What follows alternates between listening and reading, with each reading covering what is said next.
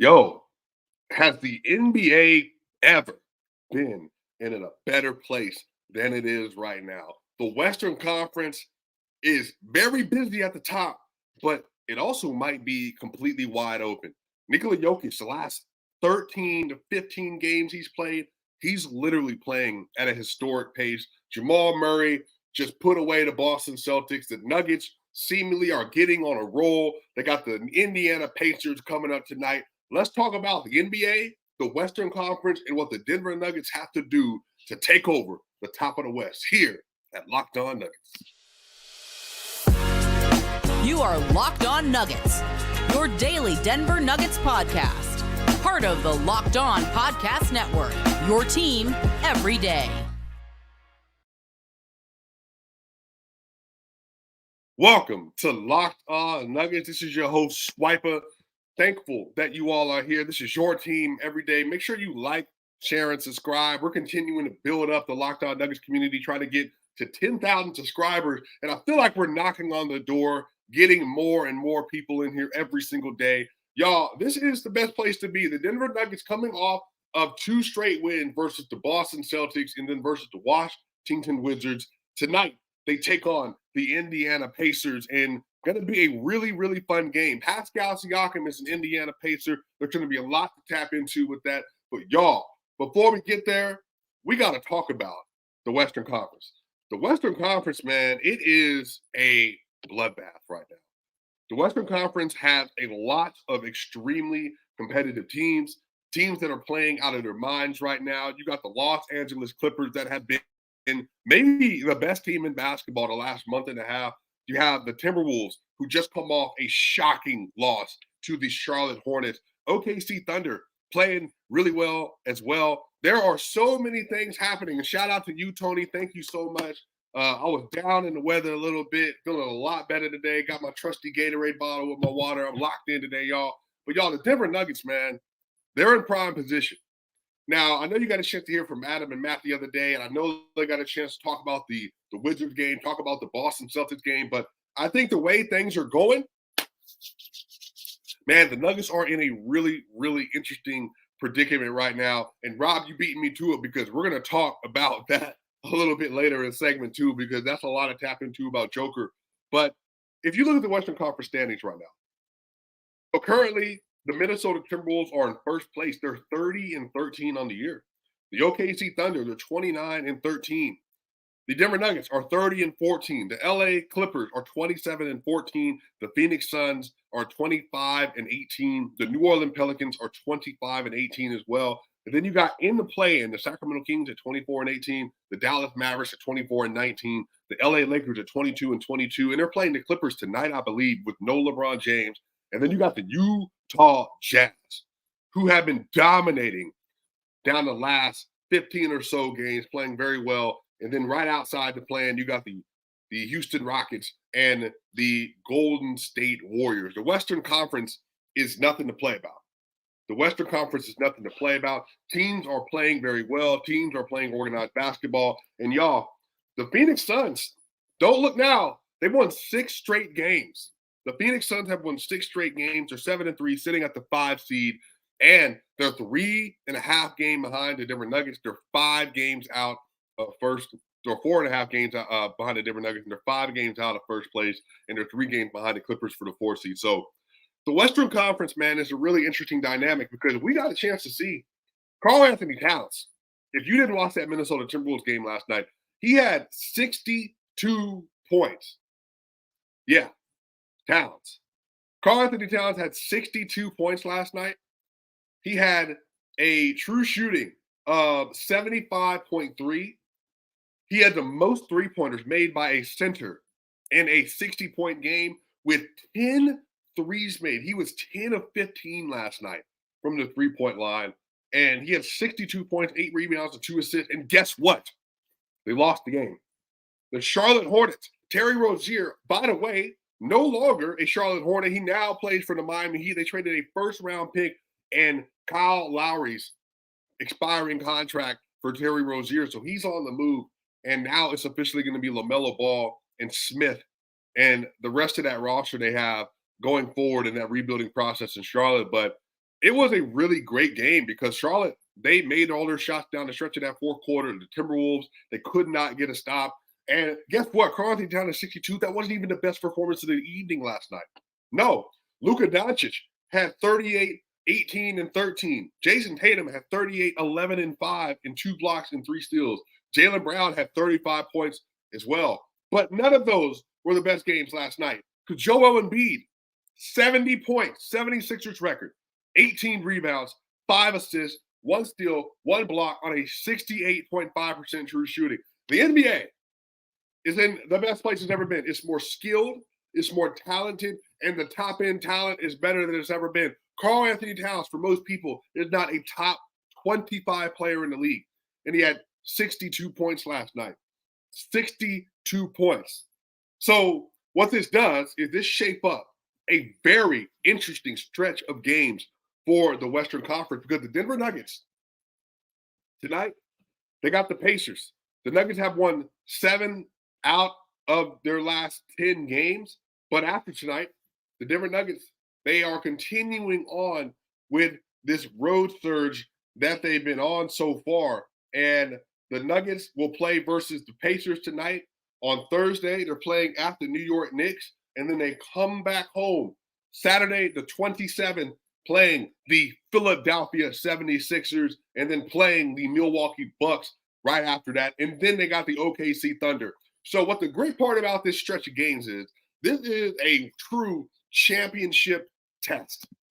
A championship test because the Denver Nuggets have so many games versus quality opponents that are coming up that all have varying skill sets. You played versus Embiid and Maxey. You played versus Tatum and Brown and Al Horford and Kristoff and Derek White and Drew Holiday. And then you play versus the Washington Wizards. Then you play tonight versus Pascal Siakam. Tyrese Halliburton's not going to be there.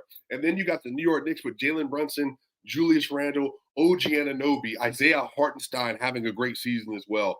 And then you get Philly back in Denver. So the question is, can the Denver Nuggets do what needs to be done? Can they do what needs to be done to get back to the top of the West? Now, I think they can. I think they can. Now, the reason is because the Nuggets are playing extremely confident. I think especially with that win they had over Boston in Boston, what that shows them and the rest of the league is that it's still going to run through them. At the end of the day, the Denver Nuggets are going to be as good as they want to be basically every single night. That when they decide they need to lock it in and give a championship level performance, they'll do it on the road in Boston. When they need to kind of get through a victory and they want to get done with the Washington Wizards team and they can beat them by 9, they'll get that done as well. And I think tonight versus the Pacers is going to be another great opportunity because they still got a lot of good players without Tyrese Halliburton, Buddy Hield, Miles Turner. We're going to have Pascal Siakam. Benedict Mathurin's going to be there. They got a lot of good players. Jalen Smith is there. This is going to be a really, really good game. So I'm really excited to see how the Denver Nuggets decide to turn it out. But I do expect them over the next week to make a real fight for that number 1 overall seed in the Western Conference. And I will say this. It's not that ultimately it matters to decide their fate in the West, just because at the end of the day, they're still going to have the best team. And they're still going to have the best player. And they're still going to have the best duo. And they're still going to have the most complementary pieces. But right now, it's slated. The Nuggets are scheduled to play the Pelicans in the playoffs. The Timberwolves would play between the Dallas Mavericks, the Sacramento Kings, the Lakers, or the Jazz, and so would the OKC Thunder. Now, there's a very real possibility that, let's say the Lakers make the DeJounte Murray trade. Let's say they make the Zach LaVine trade. Let's say they just decide they want to start playing better basketball come playoff time, and they play versus the OKC Thunder or the Minnesota Timberwolves. Let's say they're able to make that a series. They're able to make it a very winnable series where they can win in 7 or in 6. Let's say that those teams are still not quite there because they're not ready. Now you got to play versus Luka Doncic and Kyrie Irving in your first outing. So the West, I think the thing is, it's not that it's not solidified at the top, but man, I think it's wide open in that neither OKC or the Wolves are solidified. They haven't done anything yet, and they haven't lost enough yet, deep enough, I think, to have the kind of pedigree that you would expect for a team in the top 2 in the conference. Now, the Timberwolves, they have lost in the first round on multiple occasions, so maybe that's enough championship level medal in terms of playoff medal for them to get where they need to go. But I'm not also expecting that they're going to be fully ready and locked into those matchups. They're still going to have issues in the half court. They don't have the requisite spot up shooting that you need in a half court setting and pull up shooting to necessarily be a dominant half court offensive team. Now their defense is going to be really good. But nonetheless, man, I'm really, really excited to see how the West comes. And Rob asked, do you expect 3-2 or 4-1 over the next 5? Now, here's the thing. I do think they win versus the Pacers tonight. The New York Knicks is going to be tough because the Knicks are playing for something in the Eastern Conference right now. And the Knicks, if you look at the standings, they're also sitting at the 5 seed at 26-17 on the year. And maybe they want to get home court. And they're a full game behind the Cleveland Cavaliers, who are the 4 seed. Basically, what's funny is the Eastern Conference looks exactly how it did last season. Celtics, Bucks, 76ers, Cleveland, Knicks, and then you got the Heat, who were to play in last year. But the Heat, I think, are just overall better than they were last year, a little bit healthier. I think the Nuggets maybe lose versus the Knicks, but they beat Philly and they beat the Bucks at home. I think they beat the Pacers, they lose to the Knicks, they beat Philly, they beat the Bucks at home, and I actually think they beat OKC on the road as well, given that they know that they let that game go 2 games ago and didn't show up for the last game they played versus them. But y'all, in segment 2, we're going to talk about Nikola Jokic, man, because I think – wait, what? Let me see. Let me make sure. Make sure I didn't miss that. Let me make sure I didn't miss that. Hold on real quick. Adrian Griffin, what? Hold on. Let me check real quick. Let me see. I do think that the Bucks are going to be a really interesting situation because their defense has not been good at all, but their offense has been top level good. Y'all, it's real. Adrian Griffin has been fired. Breaking news. Adrian Griffin has been fired already. A half a season into his tenure. Adrian Griffin is gone. What in the world? Wow. That's huge news, y'all. Let's tap in. I'll be back in segment 2. A lot of stuff to get into. Really, really interesting news. Adrian Griffin is officially gone, y'all. I'll be back here for segment 2. We'll talk a little bit about Nikola Jokic.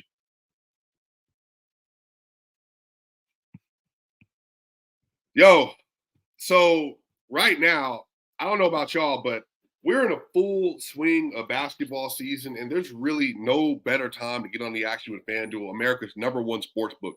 Right now, new customers get $150 in bonus bets guaranteed when you place a $5 bet. That's $150 in bonus bets, win or lose.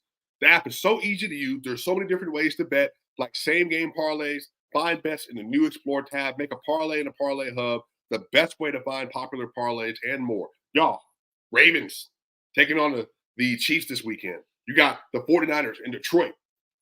Great games to get invested in. That's all I'm saying. So visit FanDuel.com/locked-on and make your first bet a layup. FanDuel, official partner of the NFL. We'll be right back here, Locked On Nuggets.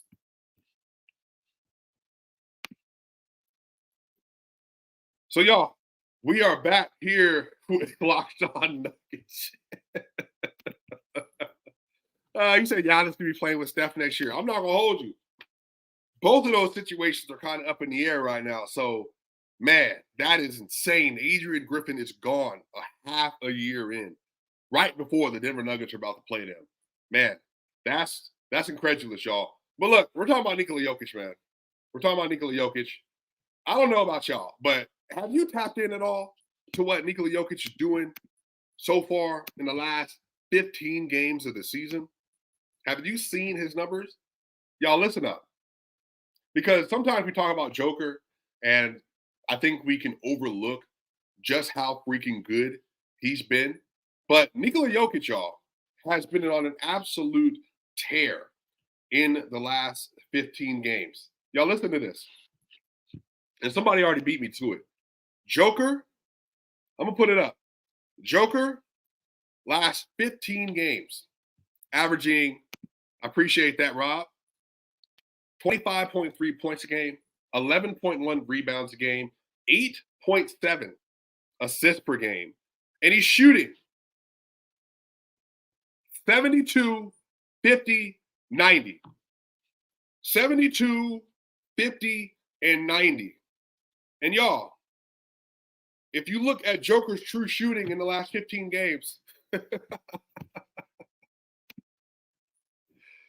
yo, he has a 77.5% true shooting in the last 15 games, y'all. Averaging a block, averaging a steal, 71, 50, 90 splits, and a plus 134. Yo, I think sometimes it's easy to get lost in the mundane of the NBA season. It's easy to be distracted from you're seeing greatness every night. And so when you see greatness every night, you put yourself in a really difficult situation because it's like, well, you expect Joker to dominate. Like Joker just had 42 points versus the Wizards. Shot the ball 20 times. 3 of those misses were putbacks, 15 to 20 from the field, 12 of 14 from the free throw line. You don't really see him do that just because he's not scoring at volume. You also then see him versus the Boston Celtics in the best game of the year, where you're playing on the road versus a team that's won 20 straight games, and he puts up 34, 12, and 9, and kind of just sleepwalks through Kristaps Porzingis, through Al Horford. The defense has no answer for him whatsoever. And then you get a half-court game-winning shot versus the Golden State Warriors. And you get to see all these really crazy performances from Nikola Jokic, and sometimes you can just get lost in the sauce. And again, it's not like he hasn't been doing this versus really good teams. He's been balling. Like Joker, I think, has put himself in a place right now where everything he does is excellent. Like the worst game he's played recently was maybe the Philadelphia game, but he had 25 points and 19 rebounds in that game and just 3 assists. You know, they were converting a lot of these pass attempts that he's putting out there. But Joker, he had these are his game logs: 42, 12, 8, 34, 12, 9, 25, 19, 3, 25, 12, 9, 27, 10, 14, 27, 11, 6. And then versus Detroit, 4.7 rebounds and 16 assists. Like, that's what I mean. Joker, when he doesn't have to press the gas, you're going to get 4 points.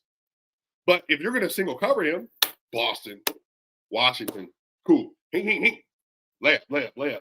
Hook, soundboard shuffle, mid-range. It's on point. And I think what's happening now is Joker in a regular season setting, 25, 11, 9, really good efficiency, really great efficiency, playing all over the place, doing anything, doing everything. But I think the thing is that people about Joker have realized at this point because of the playoff run. Again, last year, y'all, he averaged 30, 13, and 10 on 63 true shooting on the way to an NBA Finals and a 16-4 record. In the NBA Finals, 5 games, 30 points, 14 rebounds, 7 assists on 67 true shooting.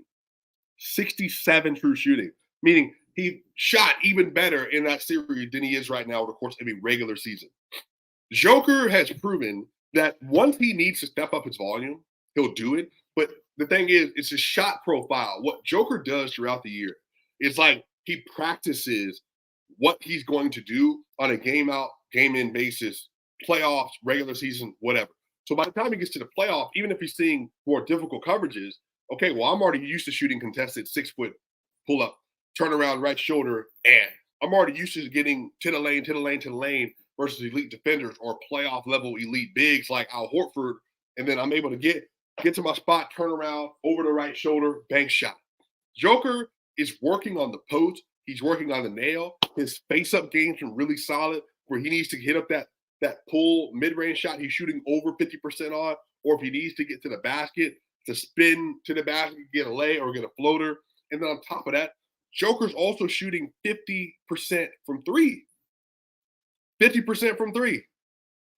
So I think a lot of this is Joker has really put himself in a situation where he's just mastering different parts of the game. whatever is needed,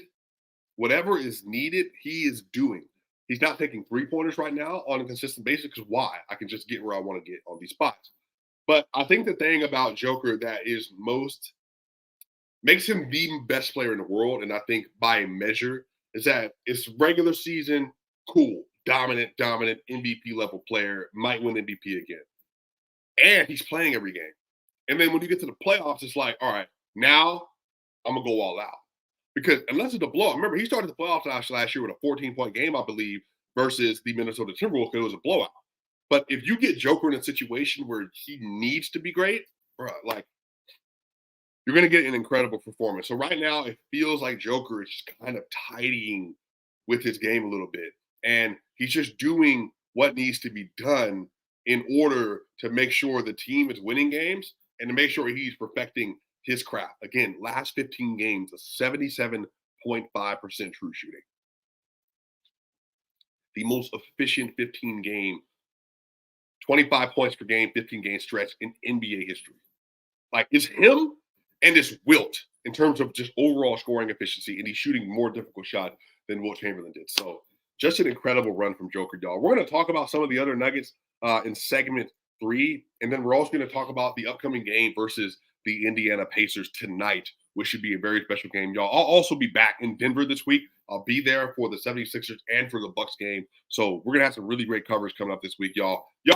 I'll be back here for segment 3, Locked On Nuggets. So, y'all, Prize Picks. This is the largest daily fantasy sports platform in North America. The easiest and most exciting way for you to play daily fantasy sports is just you against the numbers. Instead of battling thousands of other players, including pros and sharks, you pick more than or less than on a 2 to 6 player stat projection and watch the winnings roll in. Prize Picks is one of my favorite different apps to use because this week on Prize Pick, if you want to get Steph Curry for more than 29 points or Jokic for more than 10 rebounds, you can plug that in. Anthony Davis for more than 2 blocks or Damian Lillard for more than 4 3-pointers, you can plug that in as well. Prize Picks has quick withdrawals, easy gameplay, and an enormous selection of players and stat types. That's what makes Prize Picks the #1 daily fantasy sports app. So, y'all, make sure you go to prizepicks.com/LockedOnNBA and use code LockedOnNBA for a first deposit match up to $100. Again, prizepicks.com/LockedOnNBA and use code LockedOnNBA for a first deposit match up to $100. We'll be right back here at Locked On Nuggets.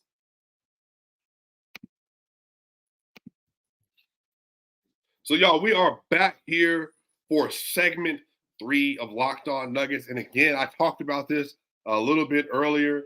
The Bucks coach was fired. And we found out closing out segment 1 that Adrian Griffin was gone. And this is, quick thoughts, a really interesting move. I don't know how much of a cultural fit that he was because Terry Stotts was also on that coaching staff, and he left earlier this year. Again, remember, he was a really great coach with the Portland Trailblazers. I don't know if this was a philosophical disagreement or if there were some other issues at play here, but I'll just say it like this. The Milwaukee Bucks, they were falling apart defensively. They haven't been good defensively at all. They hire a coach that apparently Giannis Antetokounmpo wanted. They hire somebody that after they got Damian Lillard, when they got Damian Lillard, say, here, build an offense around it. Their offense was elite. Their defense just wasn't there. Again, maybe he's being blamed. If it's a basketball thing, he could be taking some of the blame for the defensive issues they've had. They've changed up their coverages a little bit, but my whole thing is like they have Malik Beasley, Pat Connaughton, Damian Lillard, and then Andre Jackson and Marjon Beauchamp, and then Jay Crowder. Like, what do you expect from them defensively? And Giannis and Brook also just haven't been the same level of players. So this is wait a minute. What? The Bucks are planning to quickly pursue a small pool, Adrian Wojnarowski, small pool of accomplished and available veteran head coaches, and Doc Rivers is near the top of the list. This is going to be really interesting to see who they end up grabbing. So Doc Rivers has emerged as a serious candidate to become the Milwaukee Bucks head coach. So, y'all, no idea. I have no idea. We'll see. Anyway, to get to the game, the Denver Nuggets are playing versus the Indiana Pacers, and the Pacers are currently slotted at 24-19. Again, no Tyrese Halliburton. Michael Porter Jr. has playing really incredible as of late. Really, Jamal Murray has, Nikola Jokic has, Aaron Gordon been up and down with his shooting, but he's also played really good. The last time these two teams played, yeah, Rob, yeah, Andre Jackson and Beauchamp are the best perimeter defenders, which first year and second year players. So that speaks to that. The last time the Nuggets and Pacers played was 117-109. That was the game score. KCP had 11 points. Aaron Gordon had 20 and 10. Porter had 25, 8 and 5, and he was 7 of 11 from the three-point line. Jamal Murray had 25 points and 8 assists. He was 11 of 18 from the field, and Jokic was 12 of 13 from the field versus Miles Turner and Isaiah Jackson and Jalen Smith.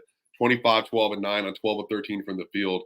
And all the starters, except for Jamal Murray, were in a double-digit plus in that game. Reggie Jackson, 9 points and 4 assists in the last game. The bench did not score a lot in that game at all. The Pacers, Bruce Brown, no longer there, had 18, 10, and 6. Really good game. Now you got Pascal Siakam. Buddy Hield had 16. Andrew Nembhard had 12 and 7. Miles Turner only had 12 and 4 and was in foul trouble over the course of the game with 5 fouls. Obi Toppin had 11 off the bench. Benny had 12 off the bench. And Isaiah Jackson had 12 and 7 off the bench. So I'll say this. This should be a game the Denver Nuggets are able to get through. Not easily because the Pacers are a good team, but they should be able to dominate this team. They're not big enough. They don't have the defenders. And if Joker just plays a Washington Wizards level game, like hunting his spots, they can't do anything about it. Jamal Murray should eat. They don't have any. And again, I think, let me correct myself. Jamal Murray, it doesn't matter if you have elite POA defenders. That's not how Jamal Murray plays. Vando, great POA defender, was cooked. Drew Holiday, Jason Tatum, Jaylen Brown, Derek White, they're all supposedly really good POA defenders. Jamal Murray cooked every single one of them. It's not about the defense. With Jamal, it's all about how he approaches mentally and what he needs to give to that game. If Jamal Murray has a basic game, he'll have another 25-point, 8-assist game tonight. Michael Porter Jr. is the one that he should have fast break opportunities from the three-point line. He should have corner spot up opportunities from the three-point line.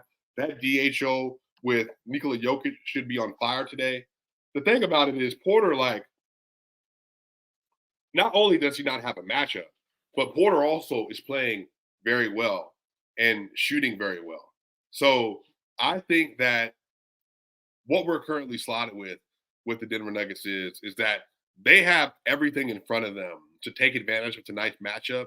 And I think that this is going to be a really, really good game all the way around. But the Nuggets should be able to handle this game. I think the Nuggets win tonight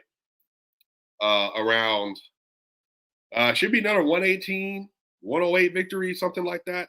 Like, the Nuggets are the only team this year, or at least up to that point, they're the only team to hold the Pacers to 0 quarters, scoring over 30 points in a quarter this season. Now, again, Hallie was not there. I get that. But some of this is the Nuggets. This should be a great game for Reggie Jackson, for Christian Brown, and Peyton Watson off the bench. They all should be able to take advantage of tonight's matchup. Get downhill. You get to the rim. You're going to have spot-up opportunities when the defense collapses. The Nuggets should be able to do away with this game fairly easily and really get ready for another matchup versus the New York Knicks. So I'm actually really excited to watch this. I think this is going to be a really good game. And I'm actually really excited to see how Joker comes out and plays tonight. This should be a lot of fun. This really should be a lot of fun for the Nuggets. And I think this is going to be a great game. What do y'all think? Let me know in the comment section. Let me know in the comment section what you're thinking. Mike averaged over 17 a night in the last 10. Yeah. And again, but this is nothing new. Michael Porter Jr. has been incredible. And I think some of this is that Porter has just gotten more and more comfortable with what he's supposed to be doing and how he's supposed to be playing. And I think the Nuggets are also finding more opportunities for him. And so he's scoring higher volume just because the ask is greater now. And also here's, again, this is the thing. Porter versus Golden State had 8 points in the last Golden State victory that they had. That's when he got phased out a little bit. But point totals, in the last several games, Porter has scored 19, 13, 20, 25, and 20. He had 13 versus Boston, 19 versus the Wizards. And before that, he had 5 points versus Utah. Everybody had a bad game that game. And then he had 18 versus Detroit, 22 versus Orlando, got iced out of that game, 8 versus Golden State, and 22 versus Charlotte.